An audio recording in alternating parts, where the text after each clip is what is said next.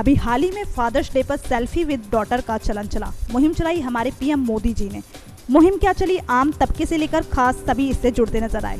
लेकिन इसी बीच एक आवाज आई जो इसके खिलाफ थी। ये आवाज उठाई बॉलीवुड की जानी मानी अदाकारा श्रुति सेठ ने। दरअसल श्रुति ने मोदी के इस कैंपेन का विरोध करते हुए कहा था कि मुहिम की बजाय बेटियों के हालात में सुधार करना चाहिए।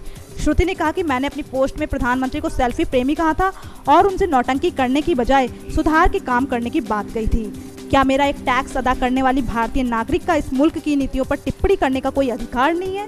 तो सवाल ये है कि अपनी बेटियों के साथ सेल्फी लेने से क्या होगा, जब आप खुद ही उनके पलने बढ़ने के लिए जहरीला माहौल बना रहे हैं। आप बेटियों की संख्या बढ़ाने की चिंता क्यों करते हैं जब उनके साथ इतना बुरा व्यवहार करते हैं और असभ्य ढंग से पेश आते हैं? श्रुति ने अपने विचार क्या व्यक्त किए। सोशल साइट पर चौतरफा उन्हें आलोचना का शिकार होना पड़ा। यहाँ तक कि निजी जिंदगी से लेकर उनके चरित्र पर अश्लील फप्तियां कसी गईं और इसमें पुरुष क्या महिलाएं भी शामिल थीं। वैसे देखा जाए तो श्रुति की बातें दमदार थी और उन्होंने कुछ भी ऐसा नहीं कहा जिस पर इतना बवाल बनाया जाए। सबसे गौर करने वाली बात यह कि आप महिलाओं के हक की बात करते हैं, लेकिन जब उन्हीं में से कोई महिला अपने विचार प्रकट करती है तो उसे आलोचना का शिकार होना पड़ता है। आखिर क्यों? हमारे लोकतंत्र में हर नागरिक को अपनी बात बेबाक रखने का अधिकार है, तो फिर श्रुति की बात पर इतना प्रोपेगेंडा क्यों?